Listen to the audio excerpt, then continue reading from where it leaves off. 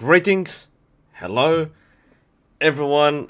I've run out of things to say for introduction, but it's me again. Yes, I know last night we had a live stream where we were going through form checks. I'm here, by the way. We make this joke all the time, but yes, I am here. I'm a floating head, and for those who are still skeptical, yes, I am upside down on the other side of the world. The camera automatically corrects my positioning. So, and by the way, I am an actor who is currently based in South America. Okay, so all these things are absolutely true.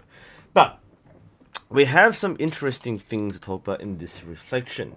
Funny enough, I always say I want to do a reflection because I tend to do these quite close together. Ever since the club began to start shooting more frequent rounds, I just have an urge to reflect on everything I've done. It's kind of like it's literally a video journal, which is a good thing. It's a nice way to track how people progress in archery.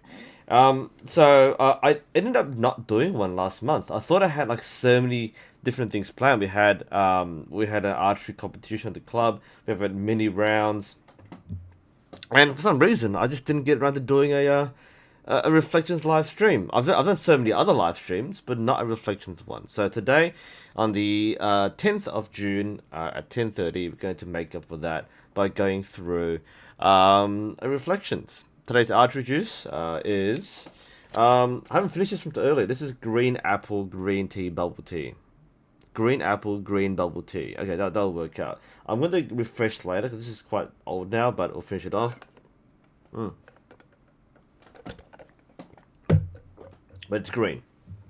Okay, so hello to our usual crowd, and hello to our viewers, Social Engineering, Rocket Fist, Yui Sickens. I don't have to pronounce the screen name. You're going to give me a pronunciation guide, but you will feature in this video. Mr. Phil Arnis, as usual. Mark Love, been a while since last seen you. Femshep, Nathan, Retro Thunder, Sammy, welcome back. Miyu, Nathan again. And Emmanuel, greetings from Puerto Rico. Welcome, thank you very much. And I hope you enjoy our reflection today. So, a quick update on things.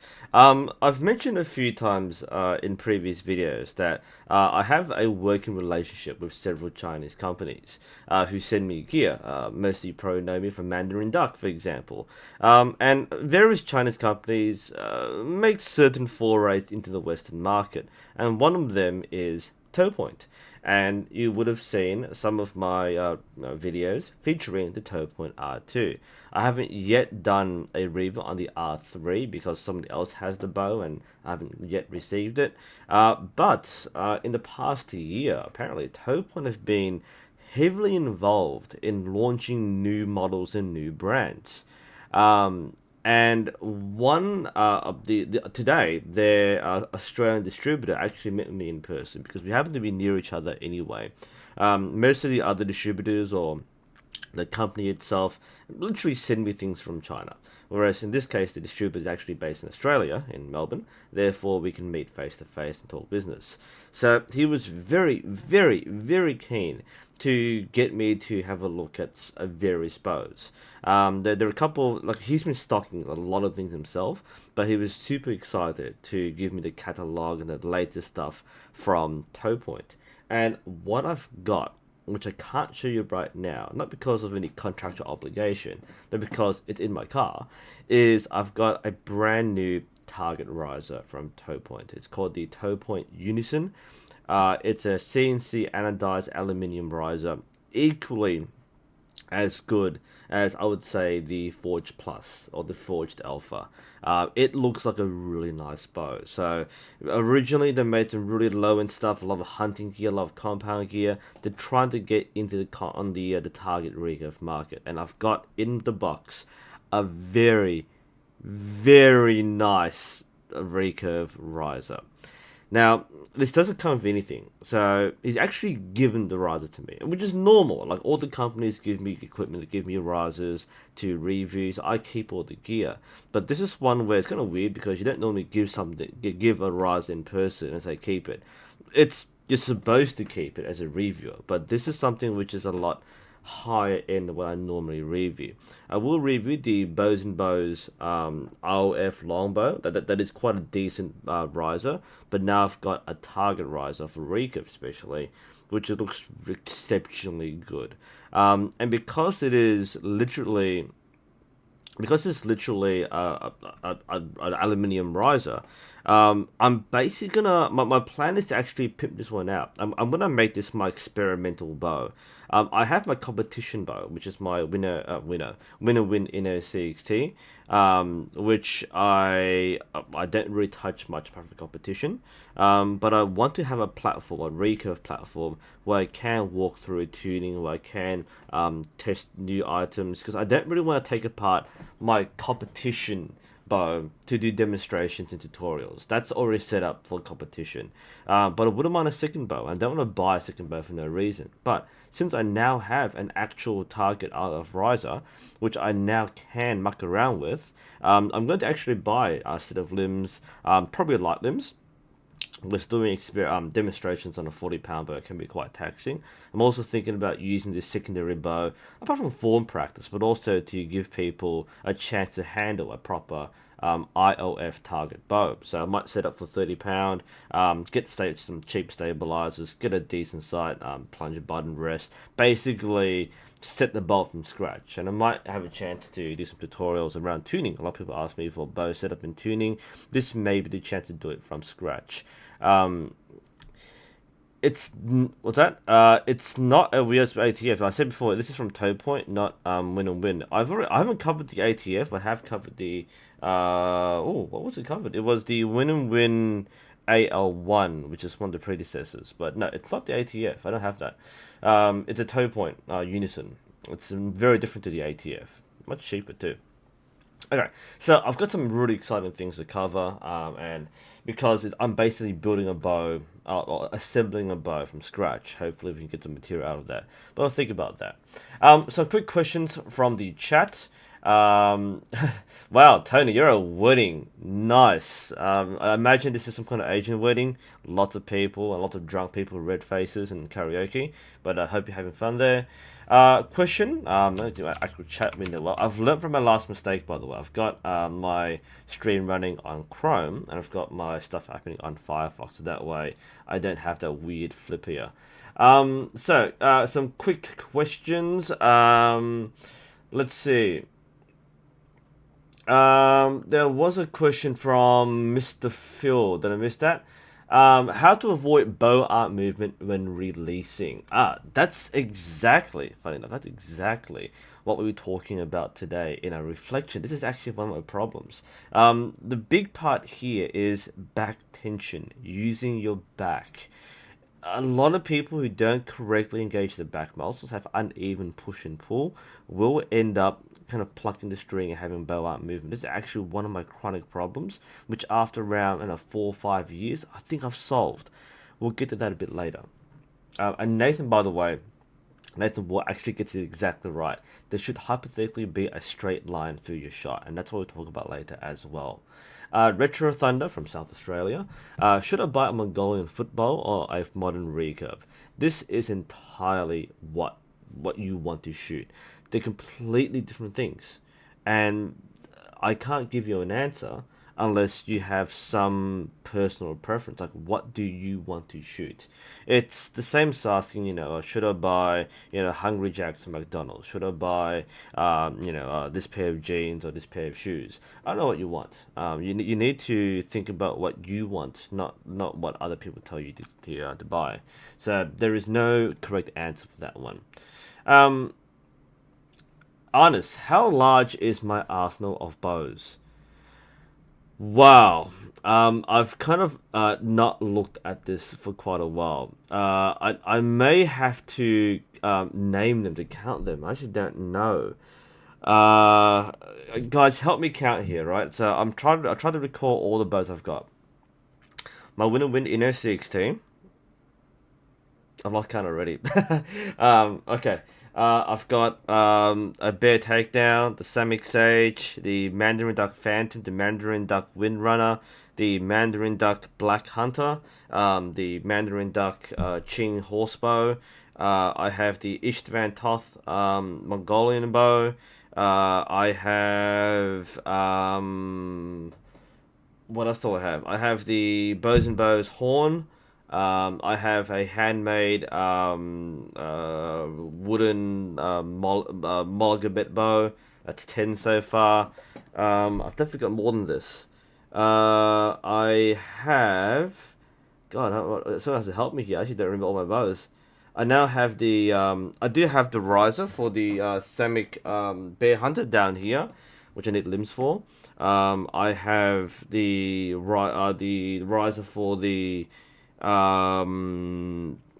toe point unison. I've got a lot more. That's 12 so far at least. I definitely have more than this. What am I missing? I can't. My bows aren't here, but I'm definitely missing. I've got more bows than that. That's 11 so far. I'm sure there's more, which I can't remember off the top of my head. The OMP Adventure, or the Samick Polaris, that's 13.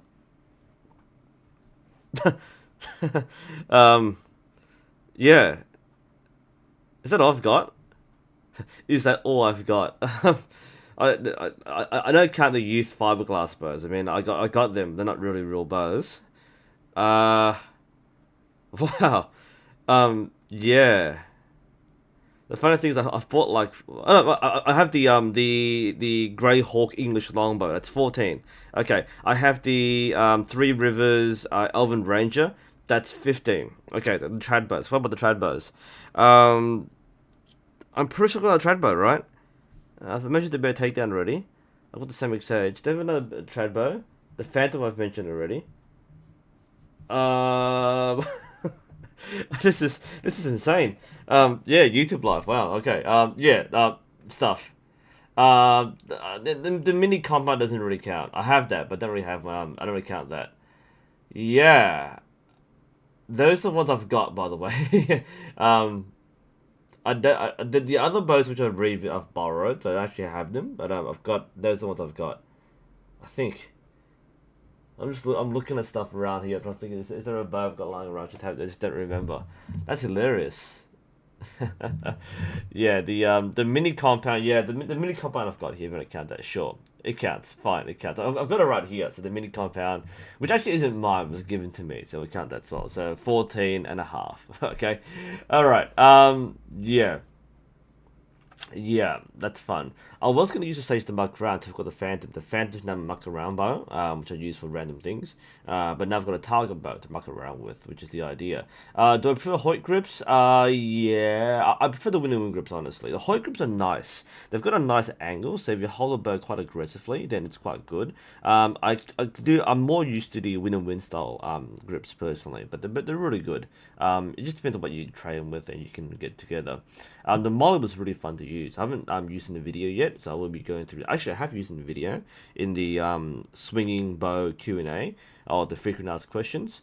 But yeah, yeah, that's pretty much it. Yeah, so I've got a lot of bows. Now, back to our reflection. So, what are we talking about today? Well, today, and Goosekins is with me, and we can talk about this in chat too. But today we had a round, and normally these things can be quite difficult because not many people turn up. It's a long weekend, so we didn't expect a lot of people to turn up. So there was two of us, there's myself and Goosekins who's in chat. And it was a long day. We started at around 11:30. Got my new bows, by the way, which I didn't use, but I have them. And we shot a round. And the round we shot today was the Archery Australia 3720. And this is weird because most people know the WA 7720. This is at 30 meters. So yeah, instead of having to shoot 70 meters, we shot 30 meters. So this is a nice training round, especially when you're starting out and you're learning and you're trying to improve. You don't want to go and shoot 50 meters or 70 meters because you don't yet know or establish a consistency. So you can't correlate your results with your shooting. So we chose to shoot a 30-meter round, and we agreed, by the way, at the club. Thank you, Morton. The Nika bows. Crap, yes. Alright, so I have the Nika Brotherhood, as well as the Nika Mong Yen bow. That is 17 now, right? 17 bows. Thank you, Morton. Whoa. 17 bows. I remember I had a horse bow. I have three of them. The Ishvan Toss, the Mandarin Duck, and of course the Nika. Thank you. That's 17 bows I've caught. 15? 17? I'm not now lost count now. 17, yeah? 17. Thank you, Nika. Wow. I think that's all. I think I've got one more bow in the car, which is the high bow, which is not mine. I'll give it back, but I've got probably like 17-ish bows. Wow, that's a lot of bows. Back to our story. Um, so the round shot was 30 meters, and the club decided. Well, I proposed to the club that we have two different rounds each week. One is a mid-distance and long distance round, and the second round is a 30-meter round. That way, anyone starting out can shoot. Because 30 meters is a pretty easy distance to shoot at. It's close enough where you're not going to miss the target and feel really bad, but not far enough where you sorry, it's not far enough where you miss a target, but it's not close enough where it's too easy. 20 meters is really easy. That's an indoor distance, 18 meters. So you got to shoot on a small face. You can shoot on a bigger face, but it's more for like personal benchmarking rather than scoring. So you want to get a ranking or a proper rating, you've got to shoot at least 30 meters. So we're shooting 30 meters, and I've gone through several of these in my practice, in my reflection videos previously. Now, the context of this is I struggled to get past a 50 rating. For those that don't understand ratings, basically, for every round, you get a score. And we have a rating table, which is now automated, where your score lines up with a rating. So, for example, if you shoot a 720 arrow, sorry, a 72 arrow round at 70 meters, the standard World Archery ranking round, and you get a certain score, then you correspond to a certain rating, and that rating will determine your classification and therefore your overall ranking in the state and nation. That's basically how it works. So the rating is dependent on the score. Now, scores don't mean much because depending on your round, the score is different. Okay, so if you shoot a really easy round, like a 30-meter round on a big face, then a score of say 600 actually isn't that good. I mean, it means you're scoring quite consistently, like eight over 8 per arrow, but because it's so close and so easy, you have a much higher standard to match. Whereas a long distance round, like the 70-meter one, a score of say 500. Actually, getting 600 at 30 meters is not a good end or a good round. Getting 600 at 70 meters is a few points below Olympic qualification. Okay, so that's how big the gap is. That's why the score doesn't matter too much. By the way, yes, Pax, I do have the Type 74 tank review already filmed. I need to do voiceovers. Might come out next couple of days. Back to the point here. The round shot was 30 meters, so basically, like we said, 600 is not a very good score. So I should be able to get the 600 on a bad day. So in my background, I've had a few troubles getting past a rating. I'm averaging around 50 in my rating. I've only peaked at like 57 once. I'm not sure how I did that, but I average a very modest 50, 51 rating. The last 4 years, I haven't gone past that. In the past 5 years, I've slumped to like a 35 to 40 for most of my rounds. So I'm going from 35 to 40, which is dismal. So low, it's not even a ranking. Thank you. The Olympic qualification is 650. I mean, I think 680-ish is the No, that don't believe that. That's silly. Is that the consoles? Is that the qualifying score, or is that the the national record? Verify that for me. So yeah, we shot 30 meters, and it was a fairly easy round. So what we're gonna share in this reflection is a tale of 2 rounds. And like I said, I've been struggling a lot with maintaining a decent score. So we'll go to our first scorecard. Now, I'm actually going to show you, before the first scorecard, I'll show you the last time I shot a 30-meter round, and that was last week. Yeah, it was last week. So last week, I shot this round. Is that right?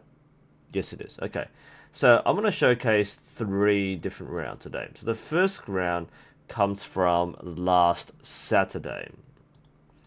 And the conditions were pretty good. So let's go to around here. So this is last Saturday. See the date there? Last Saturday. Yes, it's a non-American date system. Just go with it, okay? So 30 meters, 72 arrows. And this was looking pretty good here. I was quite pleased that I didn't get anything outside the red. I think I've shared this previously on Facebook. I haven't done a reflection on this. This was meant to be the reflection. But this is what I got last week. And I was pretty happy with this because not getting outside red is a nice feeling. This is minimum standard. I mean, at this distance, for someone shooting at my level, I should be getting golds all the time. Every end should be all gold. That's the expectation and the standard. Not getting it means I've got something to work on, but at least we see this scorecard from last week that things are looking okay. Not great, but okay. So the score out of 720 is 632. Again, for 30 meters, this is a fairly low score, but getting above 300 feels good. It means you're getting 50s of every end. I had one end below 50, which is a 47, but every other end was good. 313, 319, total score 632. This is, I believe, a black rating, which means it's the second lowest rating. So like I said, at this distance, this is actually for recurve really not that good. But it's a nice morale booster because you're hitting golds most of the time. And it was a nice to validate this. So that's me coming in from last week's practice round. So the following week, this is by the way, some chat stuff happening. The New Zealand score. Is this the I'll double check because the thing you're talking about might be what's called the MQS or the minimum qualifying score. So in order to even go to Olympic Games, you need to get the MQS. I can't remember what it is this year. Last year, I've got the Australian one here. Last year, the MQS for the World Championships and World Cup for recurve men, it's 675. And recurve women, it's 665 for out of 720. And the other score, there are compounders, para. And it's A and B score. So, to get in the top 20, you need an MQS of 660 out of 720. To get in the top 8, you need to be 675. That's the MQS for Australia. I can't remember what the world MQS is, or the Olympic MQS, because there is a requirement. There are Olympic Games next year, of course, or this year rather. Sorry, 2020. I'm not talking about this is the Commonwealth year.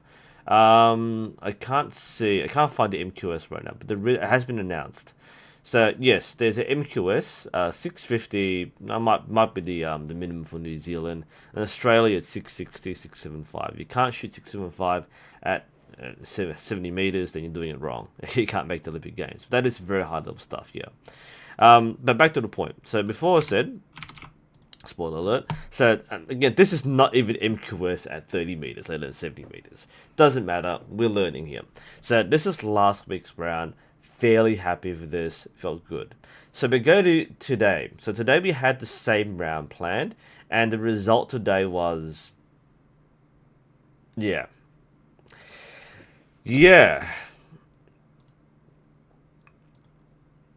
So what happened?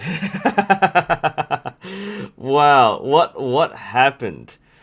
What happened in this thing here? So I've gone. What did you miss, Shalasa? Is it 640 for Tokyo? Yeah, makes sense. So like certain events have higher requirements than others. So I'm not sure what it was. It's 640. Thanks for letting me know that. It's good. Okay, so last week, Shalasa, this was my round last week. Was pretty happy with the all red, all gold. No all gold badge. That's okay. I was pretty happy with the overall performance. Today was this. The conditions were perfect. Okay, there was hardly any wind. The sun was in our face, but that's typical. You can't really blame the sun. We shoot northwards, unfortunately. In the southern hemisphere, you're meant to point the range southwards, but our range points north because that's the way it's set up. So the sun was in our eyes, but wasn't a big problem. The wind was nearly non-existent, and this really should not have happened. Considering last week where we had no blues, had lots of golds, this really should not have happened. And yet here we are, it happened, and yeah, was very unhappy about that. Very unhappy. What happened? Let's talk through this. So one crucial thing we talk about with archery is you need to warm up. And the mistake which a lot of us make is we go straight into the round without warming up. One thing I find is that when I shoot like for half a day, I'm finally warmed up and I shoot really well for the last few ends. You can't do that. You need to be warmed up to begin with. If you don't warm up properly, you will cramp sooner, you have more fatigue, and you just run out of gas. That's one big problem here. But we started shooting immediately. We had 2 practice ends, and then we went straight to the round. And that was a fairly tough experience because we spent the first few ends, or I spent the first few ends, just trying to figure out where my anchor point was, my right motion. These are things you don't do. You don't do this when the round starts. You do this way before the round starts. And we didn't do that. So that was a bit of a mistake there. So, back to our scorecard. I'll explain the miss later. It's a funny story, Obelix. So, what we have here is a fairly mediocre round. So, this is... The sights were right, but I can tell you what's going right in my head here. So, I had a really bad first one. I didn't really know where my sight was pointing, and my alignment wasn't right here. The rest of it was above 50, that's okay. Got a few blue shots. But I can tell you what was going through my head in this first half of the scorecard. What was happening in the first half of the score, or the first half of the round, was I hadn't yet figured out where my sight was meant to be pointing. And this may sound weird, but... when I shoot a certain way, my sight pin doesn't align with the center of the target. I'm actually shooting off to the left. I have a natural tendency to throw my arrow left. I'm actually not throwing the arrow left. I'm actually pointing left, but it feels like I'm throwing it left.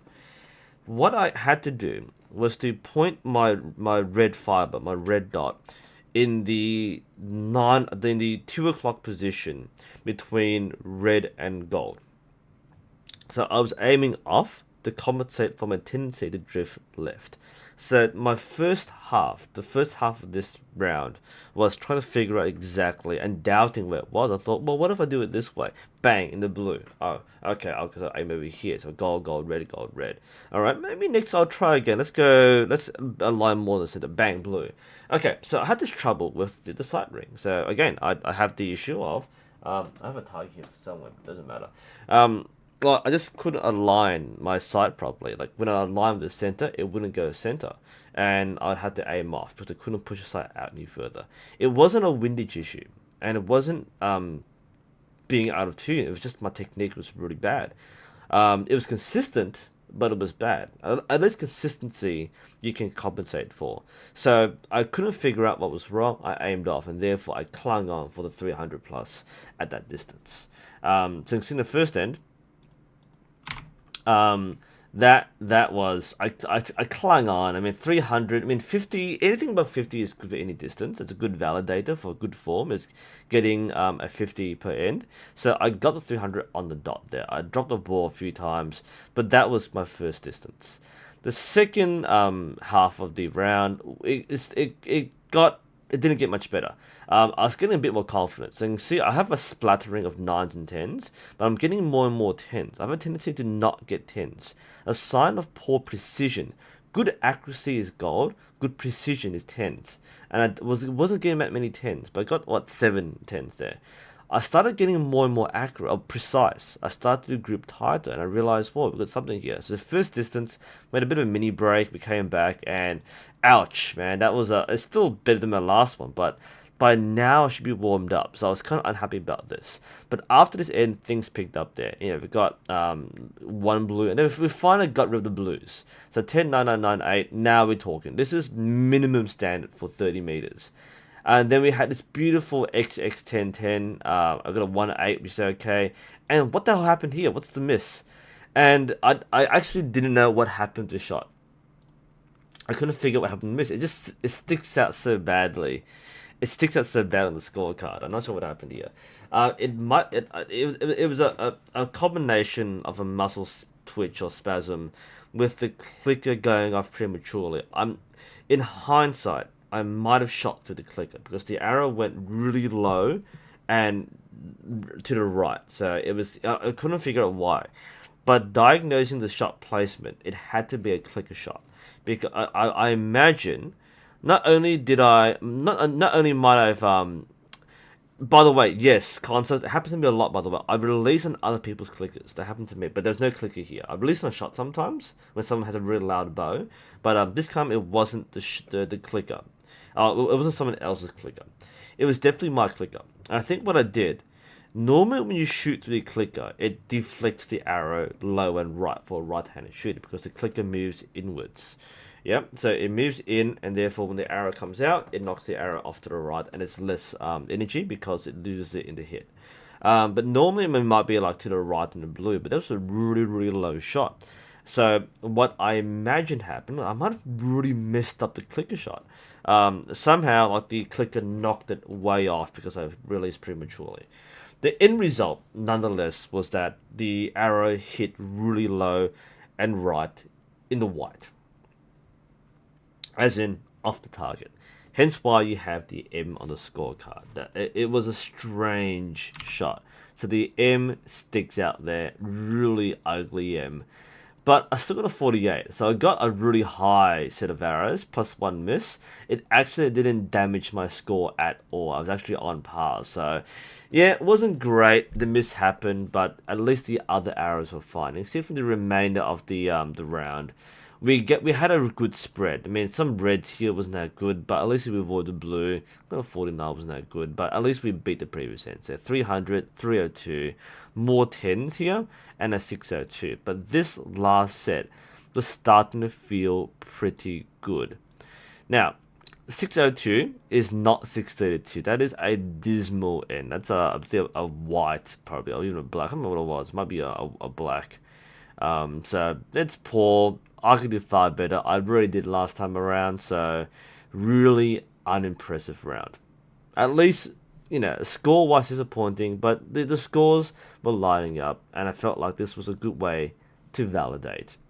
So that wasn't the end of the story. So it was a perfect day, and Goosekins and I were on the range, and we thought, well, do we want to do a second round? Because we had one planned. We had one planned round, and that's 72 arrows. That's already quite a long... I mean, for us, it's a long training session. But, you know, there's a trend where we're running double 720. So if people shoot the 70-meter round, they shoot two back-to-back. And I thought, you know, we have time. There's only two of us. It's a perfect day.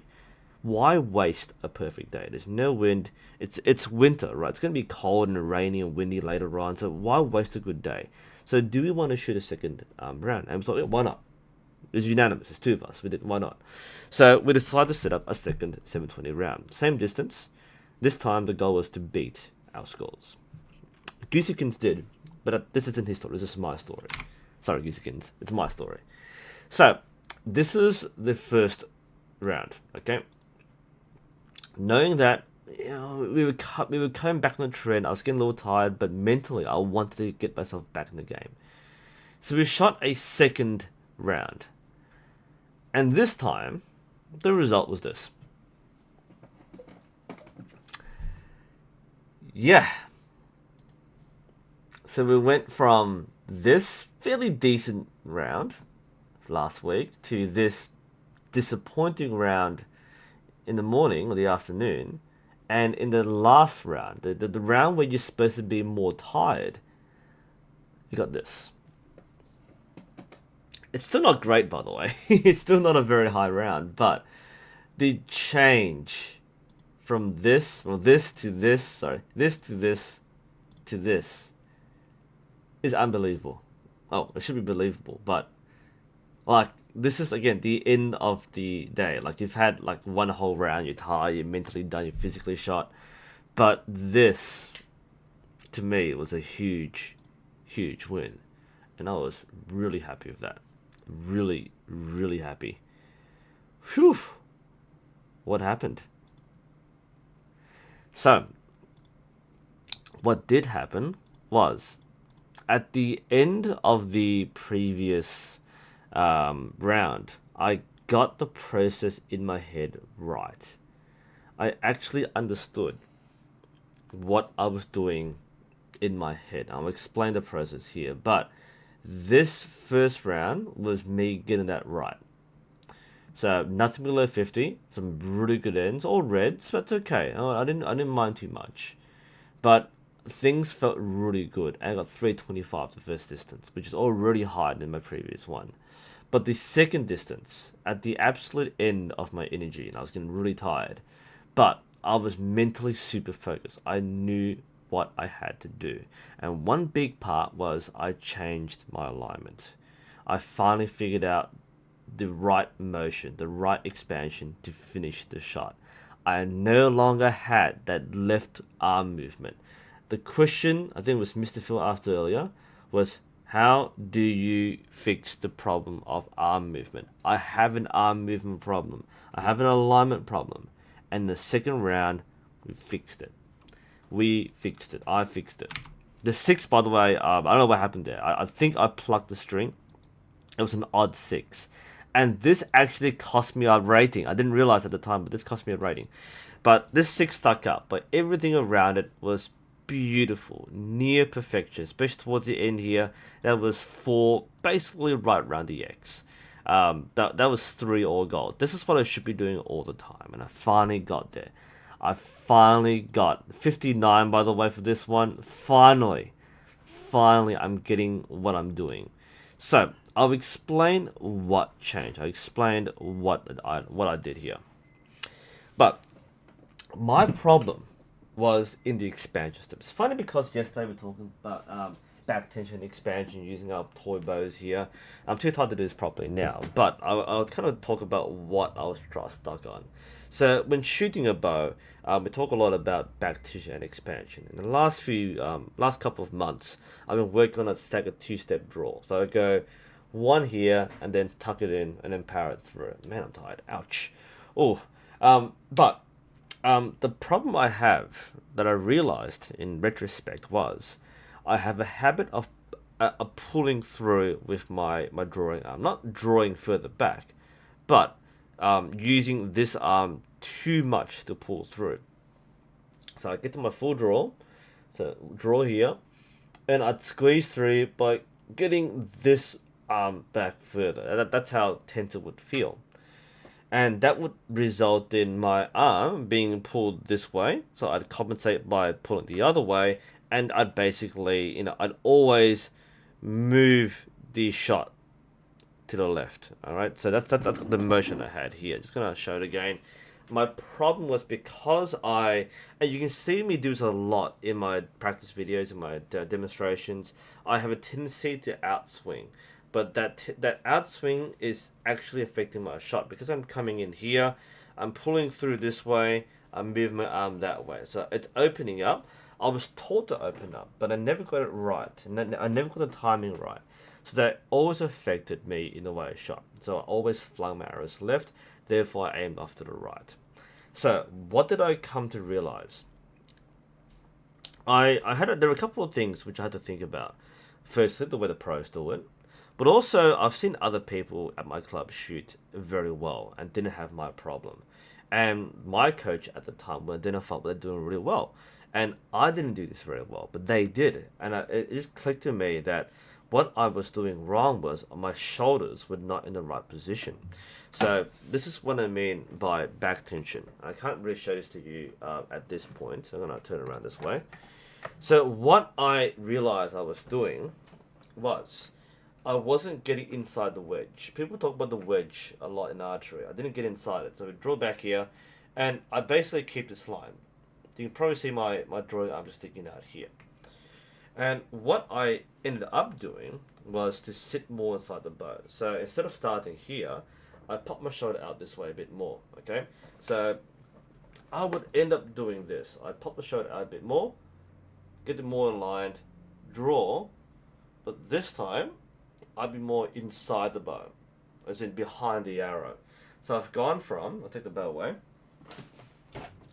just keeping the shoulder down, drawing it back, and powering it through, to getting the elbow more in line, drawing it back, and pushing it through. And that's something, the other thing I did, now that I've realized it. Two things. Getting the elbow in line, so going from this position to this position, but starting this position, rather than going like that. It's more, get the arm in, elbow in first, and then come in. And the second thing, which I neglected to do in my normal shot process, was to push. It's a push-pull motion. These forces must be balanced. And I've always been more pull side. I do push out, but I seldom remember to do it correctly. Sorry, no, hiccup there. So what I learned to do in the second round, when I was really tired and I was really stressing myself to do this right, but it was to get the feeling of come in here, second round, so draw, touch, anchor, I get the full draw, and then push. Because the action of pushing outwards would engage my back muscles over here. So I was not properly engaging the back muscles and finishing the shot. I was actually going to, more like finishing with the arm and then pulling through, and not really having proper back tension. In and push would actually get me to squeeze the back muscles together. Much more engagement, much more power, and what I needed to finish the shot.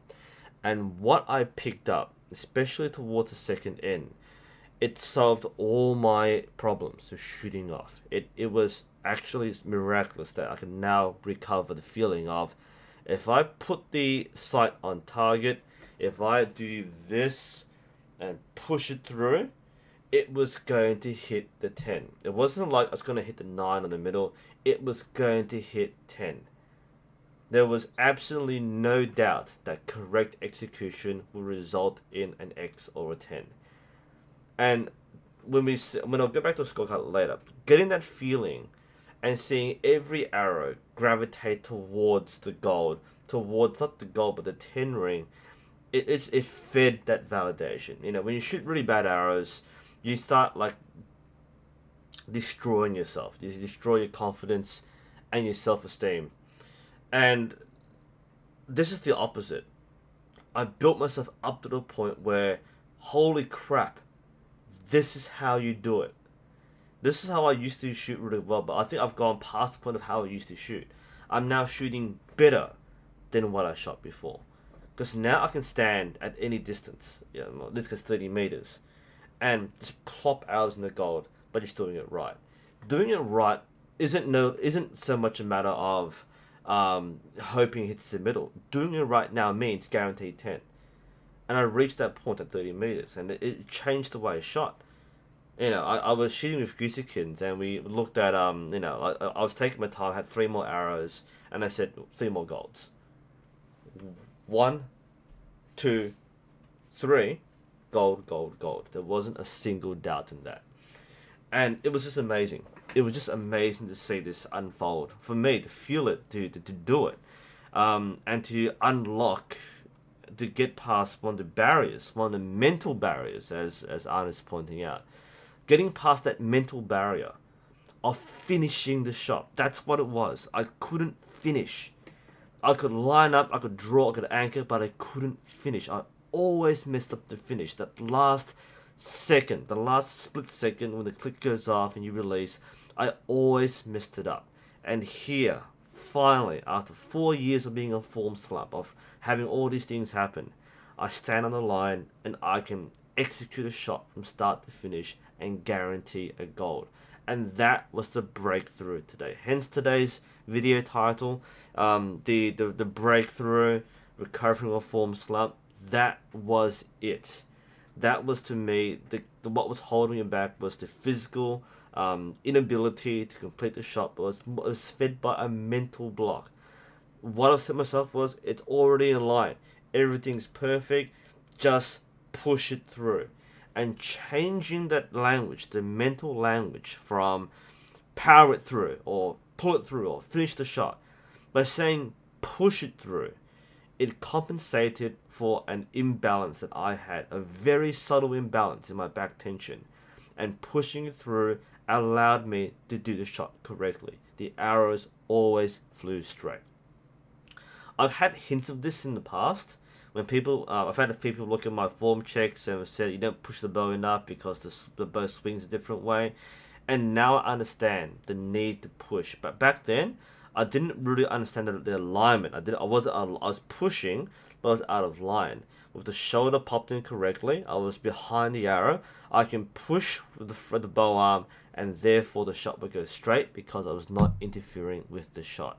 And that was my revelation. That was my breakthrough today. Was understanding that relationship between the push and the pull.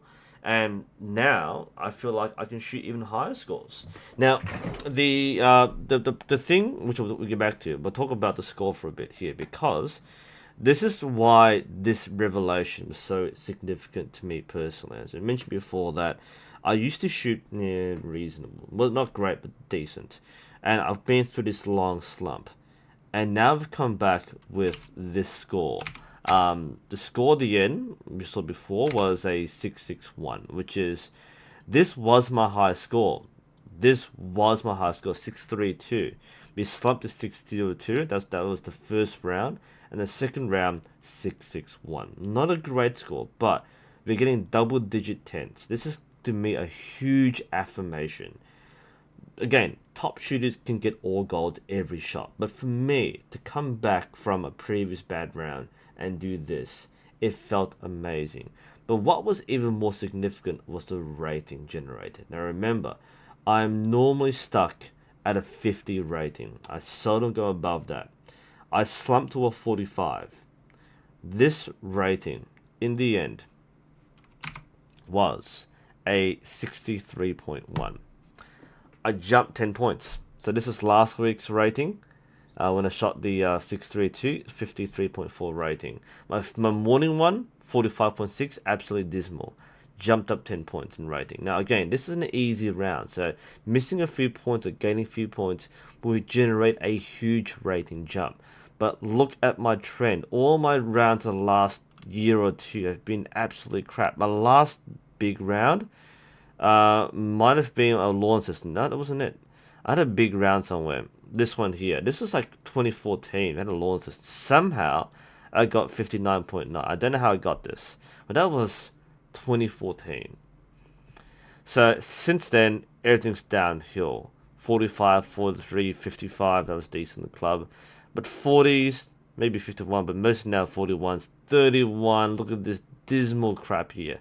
Must have been a really bad day, but it's 2 years ago. And 31, 33, 30, 41. This is just mediocrity. Then we finally get to the start of this year when the club started shooting regularly again. So up to this point, remember, all these shoots are the seasonal club shoot, which happens like once every 3 or 4 months, and the occasional state event. So very little shoot. I've done more rounds in like this year than I have in the last like 2 years combined. And that makes a difference. You push yourself to get better and better when you shoot more and more. We used to have a culture of nobody shot rounds. Nobody wanted to shoot a round. This is such a big change. People didn't want to shoot rounds. They just want to go and shoot. You don't have to compete. You don't have to shoot rounds and score. But how do you measure progress if you never shoot and score? You need some kind of metric. You need a goal. You need to push yourself. And that's what we started doing. And the change isn't just about me overcoming through a breakthrough that, the goddess Diana or Artemis came down a cloud and gave me a golden arrow and I started shooting properly. No, it's the result of not just mental conditioning and physical conditioning, which is definitely true, but also the culture of shooting frequently, shooting whenever possible, and measuring yourself. You have to do this. Otherwise, you would not expose yourself to the rigors of shooting in a competition, of shooting in a condition where you have to overcome. It is very easy to quit. You shoot halfway through, shooting a bad round, you go home, you quit. It's too easy to do that. To have people around you to encourage you, to motivate you, to pressure you to do better than you are was one huge factor. To put yourself in a situation was one huge factor. But what Gusikins and I did was we decided to shoot a second round. Normally we go home, we do something else, but we shot the second round. It was a perfect day. We didn't want to waste it, but we were both on the cusp of breaking through. He had a milestone which he wanted to beat. I had something which I had to prove. So instead of finishing the round and going home, we did a second back-to-back round, and that was what made the difference for us. That was what enabled us to break through and to become better than what we were, both of us. I did my thing, where not only did I match my standard, I exceeded my standard. I have now shot my highest rating yet, and there's more to come. I feel emboldened and confident that I now know how to shoot. It might seem strange, but this one small action was the result of a long process of rebuilding the club, setting a culture in place where people should be shooting and encouraged to shoot more rounds, to measure themselves, to test themselves. Because only by exposing yourself through the rigors of conditioning and really tough mindsets that you can overcome your flaws, that you can break through these barriers. Archery is a sport where very much you can become stagnant, you can plateau, and you'll never improve. And this was the one thing which proved that you could do so. And I was really happy to see this. So again, like I said in my in the results sheet, we went from a 45 to a 63. Now, just to show how brutal this round is, with a longer distance round on a smaller target, it's actually more forgiving because if you shoot reasonably well, you can get more points on a smaller target. This is a blue rating. A 65 rating, which would upgrade me to a red, which is the second highest rating. Oh, actually no, it's not the second highest, it's actually quite low. But a red rating, a 65 rating, only required 4 more points. I checked it. A 665 would give me a 65 rating and would give me a red rating. At the level above this, I was that close. If this was not a 6, I would get a red rating.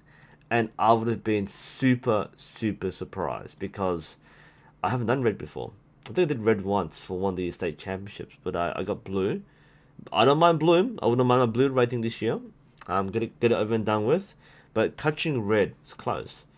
And I'm really happy to do that. You know, I want to shoot more difficult rounds. I'm going to shoot longer distance rounds. Now I have the confidence to go, my arrow will not go to a funny direction and miss a target. My arrow will now hit the middle, even at long distance. I've now validated that. One more thing to show you. Remember I said how I've never improved, right? There are ways you can see how you improve. I've been stagnant for so long that when you see my my handicap here, my chart, this is so funny. Look at this. We actually see upward movement. Look at this. So this is the one time I shot like a 59.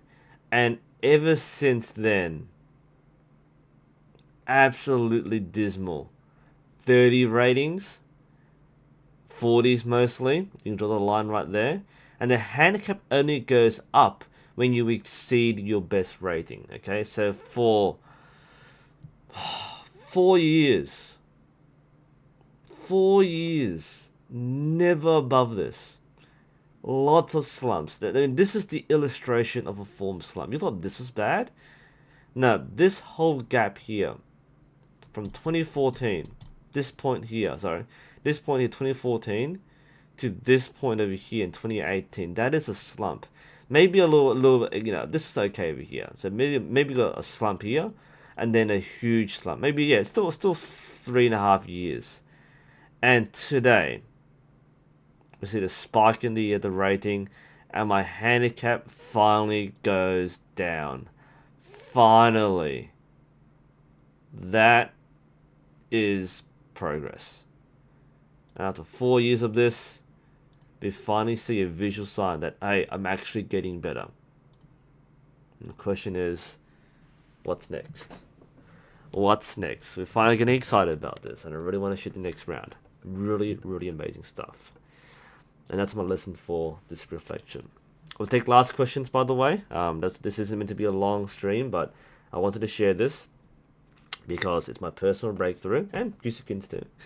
But it was our breakthrough, and it was absolutely amazing to see this. I did check, by the way, I am now unofficially ranked 20th in the state. I've actually finally leapfrogged over people. Now, in fairness, most people decayed, so, you know, I'm kind of jumping unfairly, but I'm actually no longer in the bottom, like, third. Finally had, let me drop my T there, finally in the top 20 in the state. Just. Need to consolidate that, but I reckon I can do better from that. Sure. Okay. Yeah, nice seeing a good graph, isn't it, James? Yeah, like the graph is demoralizing because you never see any improvement, but that's that little jump up there, that tiny little thing where you can see the handicap just bump up there. That was what I really, really wanted. Whew. Yeah, and a lot of it is again that mentality of wanting to shoot. Now I want to shoot again. I want to get tomorrow. I want to go on Tuesday. I want to go back and shoot more. I want to shoot another round. I want to prove that I can still do this because that one subtle motion, that the thing where I go this and this, I have to reinforce that. And the fact that I'm making a video log means I will know this now. I will not forget the feeling of a good shot. When you're doing your learning, maybe in coaching, you're learning new techniques, you have to memorize your thing. You know, a lot of your shooting is going backwards. It's trying to remember the last lesson you learned. That's not particularly fun because you always go backwards and you never go forwards. That's tough sometimes. It is really tough sometimes. Yeah. Really interesting stuff. But I'm really happy that happened. Very, very happy. So, questions, people. That's my little spiel. Questions.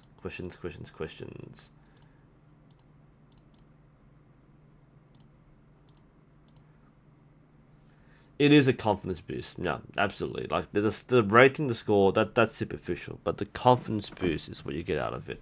Really, really huge result. You're right, Gooseskins. You're top 5 somehow.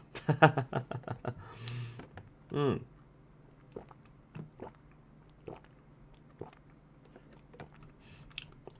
And there are only like 27 bear bow shooters in the state.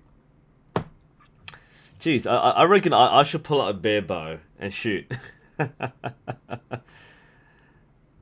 mean, like, there's a pretty big margin. I mean, there's like probably 5 or 6 people who are probably competitive, and you're one of them. See Nigel and Thorin, they're really close to get the top there. I mean, that result really push you up. You know, I might try shooting bear bow one day, just see what happens. I'm very curious what will happen if I shot bear bow. I just still aspire. I might like we shoot like a round every week, right? So if we shoot like one round, like a 37-20, I might put the bear bow. I'll grab like the toe point, shoot bear bow, and see just like really rig the results. I'll brag with my top 10 finish. Oh dear.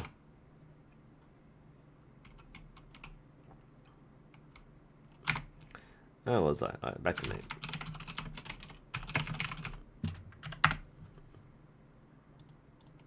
Yeah, happy, positive, yeah. I'm tired though. Yeah.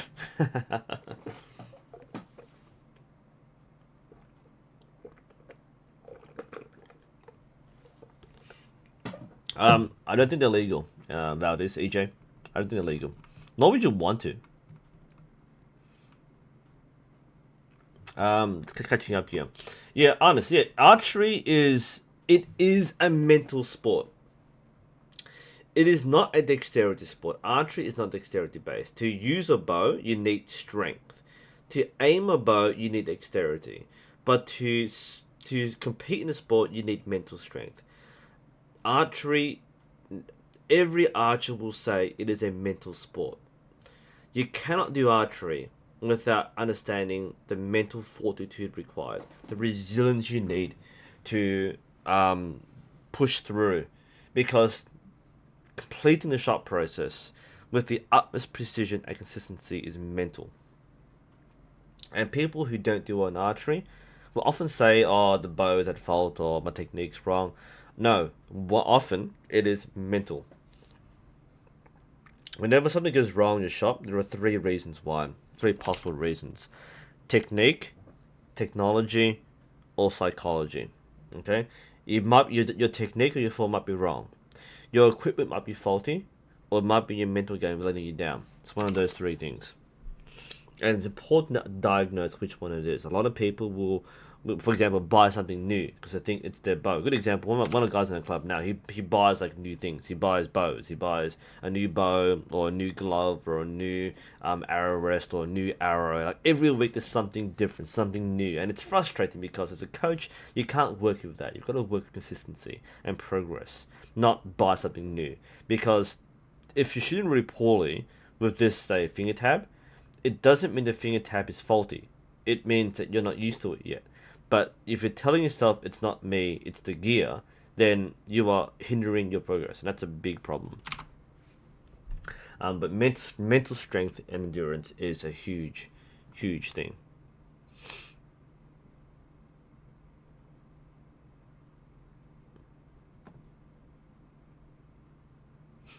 Yeah, so I think Nathan and Martha have the same problems. Yeah, absolutely. It's such a subtle thing. Even people who are doing really well right now with their scores can often be a problem. Like you can still squeeze that tiny part better. Christopher, yeah, Toad Point. You might have missed my earlier comment in the stream. I've reviewed the Toad Point R2.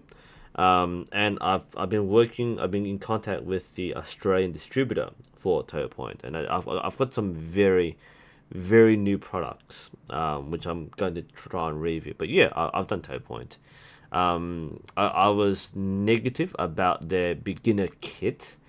Their kits, in my opinion, aren't very good because it's all generic stuff. Fiberglass arrows, which are mismatched to the bow, really subpar gear. You end up replacing all the beginner kits very quickly.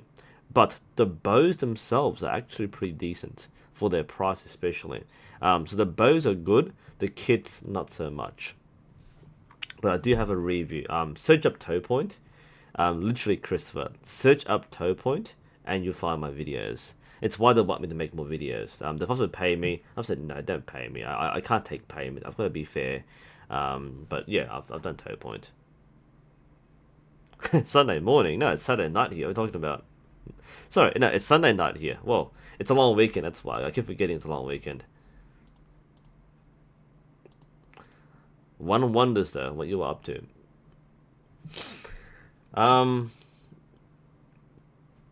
Is that a question from Mort? Sammy, will you move to 70 meters now that you're going to shoot in full fix? Yes, I would like to shoot long distance. We're shooting a 50-meter round next week, no club, and I think there's a 60-meter tournament happening the following week. So I can be 50. I mean, 50 and 60, I wasn't struggling with to begin with. I actually had more problems with short distance because short distance you expect more and you punish more for mistakes. Long distance you expect less of yourself. But now that was exactly what I had in mind. I now have the capacity to deliver an arrow in the gold on demand, which means that the thing I know for me is that at longer distance, my accuracy isn't worse. Accuracy is often the user, right? It is the user. So at long distance, my accuracy doesn't change, but my precision goes terrible. So by getting precision at short distance, I should be able to get the same or similar precision up to 50 meters. I haven't practiced beyond that, but knowing this final shot process, this final click is working well for me, I should be more confident shooting long distance. So the answer is probably yes. I feel like if I train through the winter like this, and we come back in summer, and around September when more of the club events open up, then I will probably go do more shoots and validate that what I've done is right. To me, to myself. But yes, absolutely. Morton, how to keep the bow from dropping out or down from sight pin being too high, pivoting the bow scapula. Give me a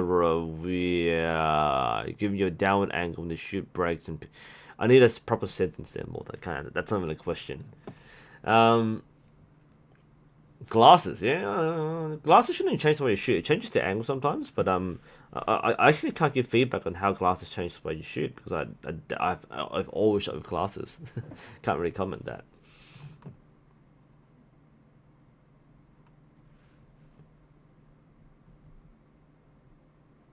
Hmm.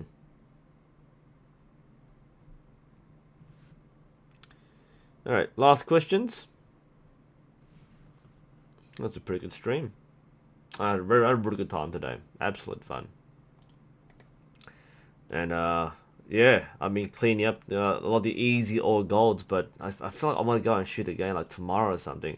I've got so much work to do. I've got like reports to write and exams to mark, but like I'm gonna hide from archery. I'm tired. I'm gonna go to sleep. I should have done marking before. I might have to cancel my archery plans tomorrow, so I have to get things done. So I'm gonna just block out the rest of it. Just go to sleep or something. But yeah, I'm just on that still on that high. I'm gonna remember this feeling and just keep on going through my head, and just feel good about it. But that was absolutely glorious. Really enjoyed the day today. I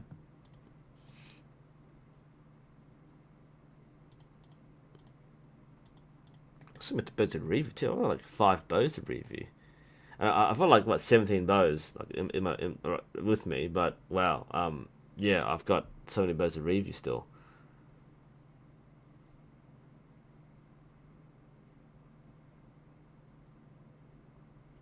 Nice to hear, Tom. By the way, we always say shoot the arrow, not the score. Scores will help you there, but really, no, really important to keep on, motivating yourself to improve, especially positive mindset. So easy to get into that destructive, negative mindset. Yeah, procrastination for life, absolutely. You think kids procrastinate? No, teachers are worse. But after like nearly 10 years on the job, I've kind of figured out my shortcut. I know what to do now. I just need to kind of clarify what needs to be done so I can do it in order. Um, I know I want to film tomorrow, because I don't because now it's winter. I don't have much time to film because everything's all dark. I could film indoors, but it's not as fun really. Um, at the same time though, like if I film, it's gonna be all day, and I don't have time to do that all day. So I might have to cancel my plans tomorrow, but we'll see. We'll see how I feel in the morning. I'll wake up early enough. Losing inserts. I use standard hot melt. I use the boning hot melt glue. I don't have a problem with losing inserts. A couple of things you might want to do is firstly, if you're gluing your inserts, use sandpaper to rough up the insert. That way there's more contact area and therefore there's more grip on the shaft. Um, Also, if you're shooting to a tough target, use arrow lube. That might help. Not always, but it might help. You find that depending on what you're shooting into, that the glue might bond with the target material because there's a huge amount of friction when the arrow enters, and glue and certain adhesives will actually melt. So you might lose the insert because you haven't properly sealed it, of make it flush against the shaft. So that can be a problem too. All right. Okay, I think we've had a good stream. Thank you for joining me.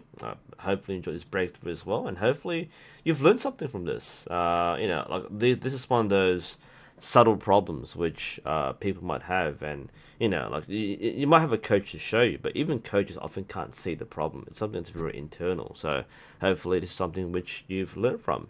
Anyway, guys, thanks for joining me. I hope you have a good day wherever you are, or good night, especially you, Goosekins.